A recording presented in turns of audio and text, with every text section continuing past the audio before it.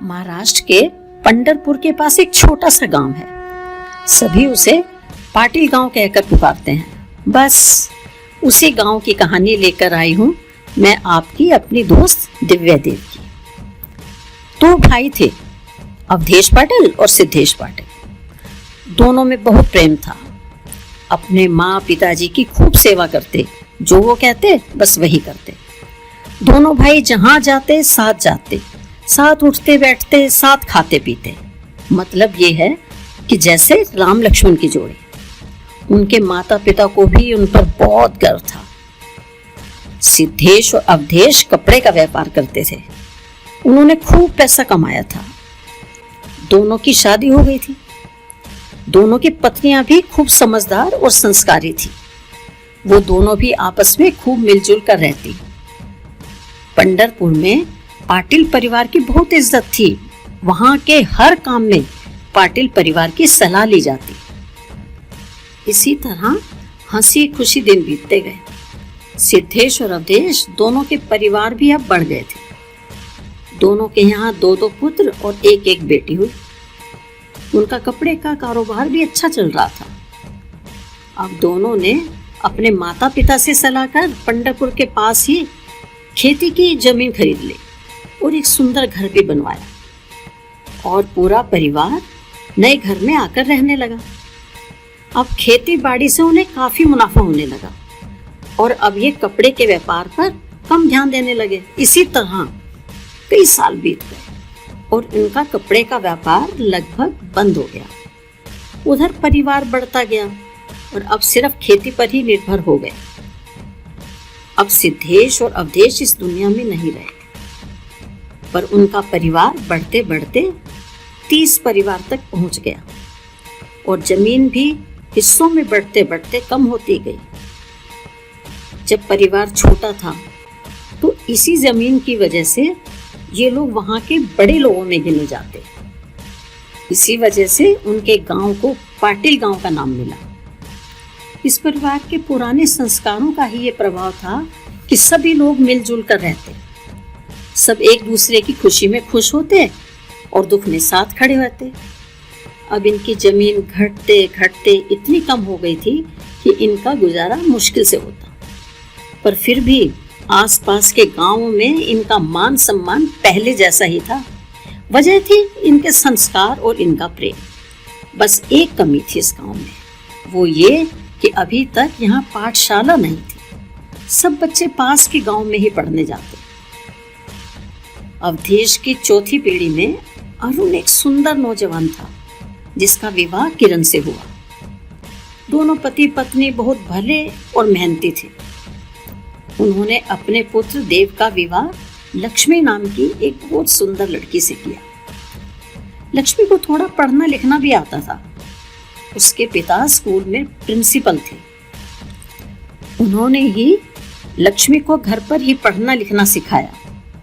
बहू की इसी खूबी की वजह से उसके सास ससुर उसका बहुत सम्मान करते हैं। लक्ष्मी ने भी गांव की लड़कियों को घर पर ही लिखना पढ़ना सिखाना शुरू किया, इसलिए पूरा गांव भी उसका आदर करता था। काफी पूजा पाठ और मन्नतों के बाद लक्ष्मी को एक बेटा हुआ। घर में ही नहीं, पूरे गांव में खुशी छा गई, क्योंकि लक्ष्मी को बेटा 5 साल बाद हुआ था। दादी ने अपने पोते का नाम रखा गणेश, क्योंकि बच्चे का जन्म गणेश उत्सव के दौरान हुआ था। गणेश जैसे जैसे बड़ा हो रहा था वैसे वैसे उसकी बुद्धि भी तीव्र होती गई। गणेश को लक्ष्मी घर पर ही थोड़ा थोड़ा पढ़ाने लगी। दादा दादी तो पोते को देखकर बहुत खुश होते। अब गणेश 7 साल का हो गया था। उसके बहुत सारे दोस्त थे गांव में, लेकिन परेश और रितेश उसके सबसे प्रिय दोस्त थे। गणेश परेश और रितेश के साथ खेलने उनके घर गया तो उसने देखा उनके यहाँ घर की साफ सफाई का काम चल रहा है। उसने परेश की माँ से पूछा, काकी इतनी सफाई क्यों कर रही हो? काकी ने गणेश को प्यार करते हुए कहा, 2 दिन बाद बापा आने वाले हैं ना, बस इसीलिए घर की साफ सफाई हो रही है।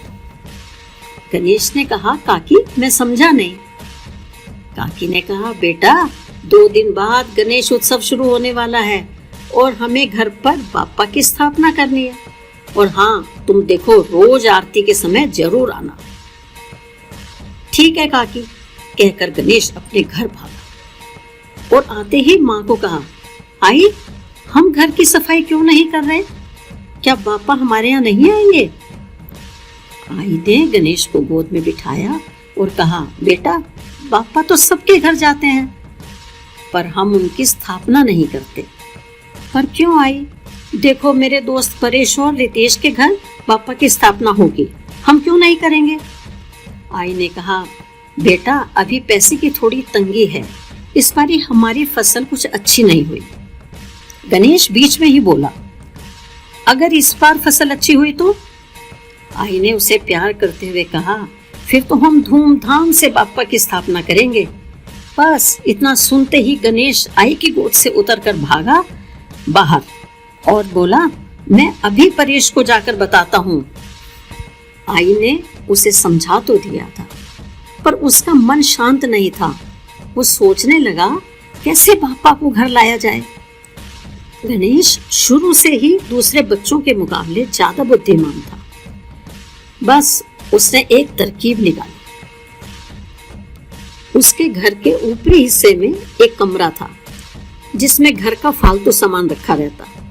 बस उसने निश्चय किया, मैं भी बाप्पा की स्थापना करूंगा और उस कमरे के एक हिस्से को साफ करना शुरू किया।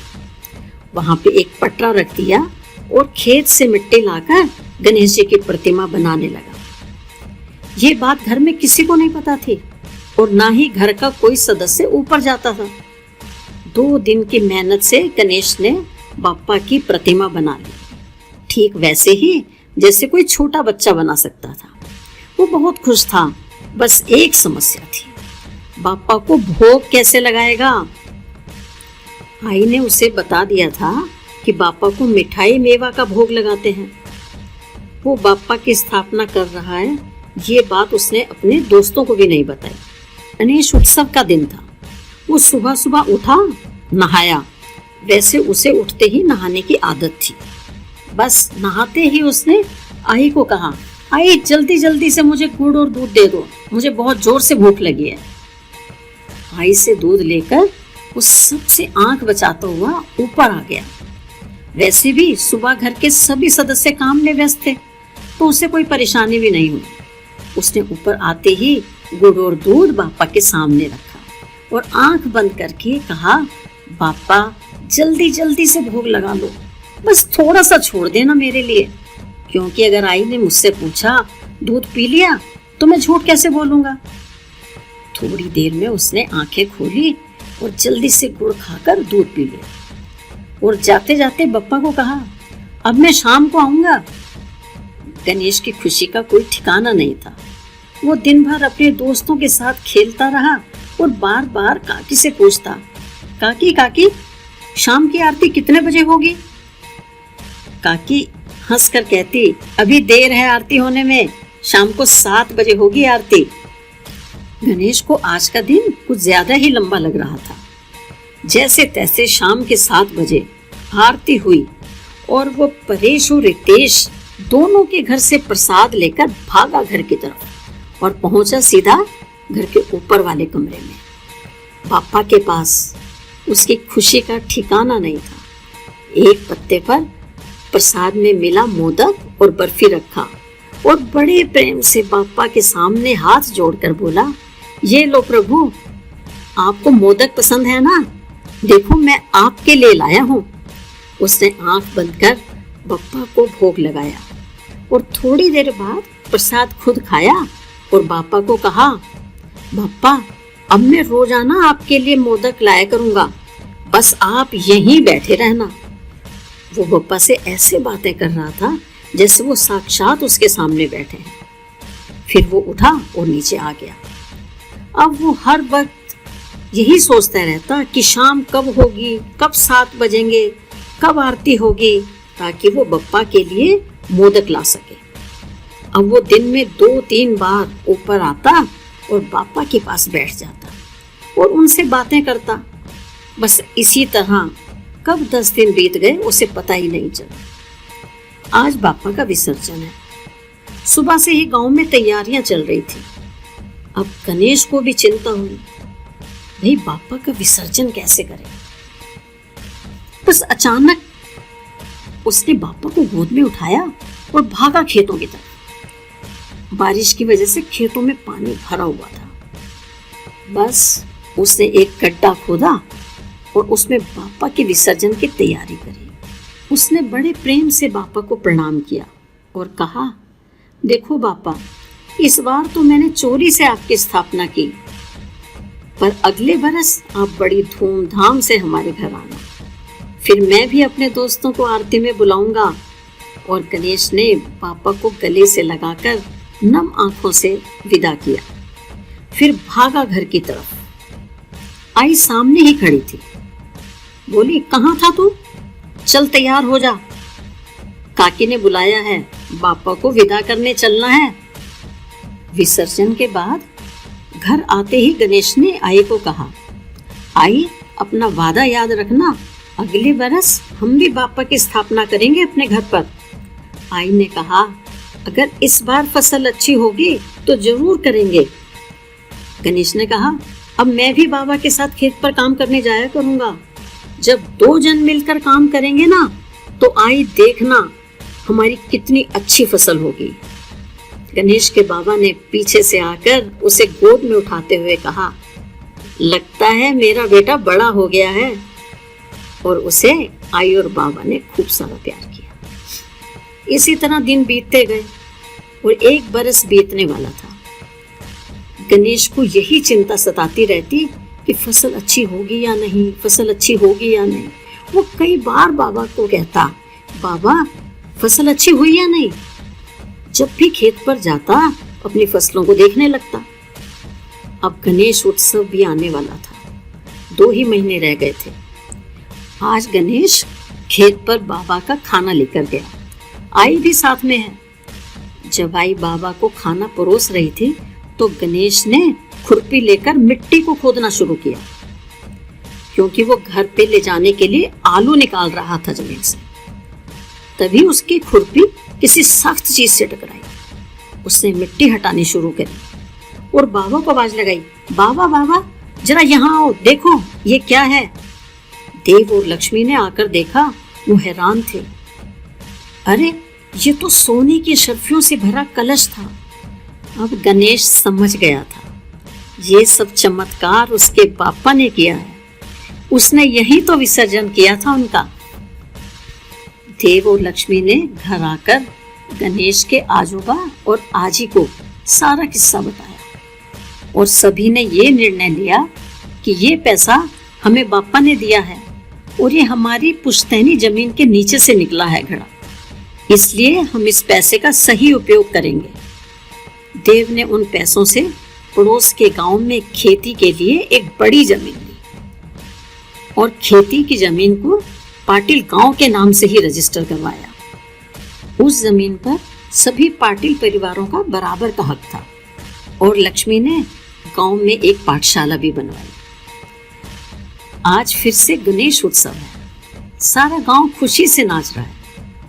उनका खोया हुआ वैभव वापस मिल गया था। बापा ने उन पर बहुत कृपा करी थी। पूरे गांव की तरफ से नई पाठशाला में एक ही जगह गणेश उत्सव का आयोजन किया गया। यहाँ नन्हे गणेश के हाथों से बापा की स्थापना हुई। उस नन्हे से गणेश की श्रद्धा क्या खूब रंग लाई। सबने मिलकर बापा की आरती की। जय देव जय मंगल मूर्ति हो श्री मंगल मूर्ति, दर्शन मात्र मनोकामना पूर्ति। जय देव जय देव जय देव जय देव।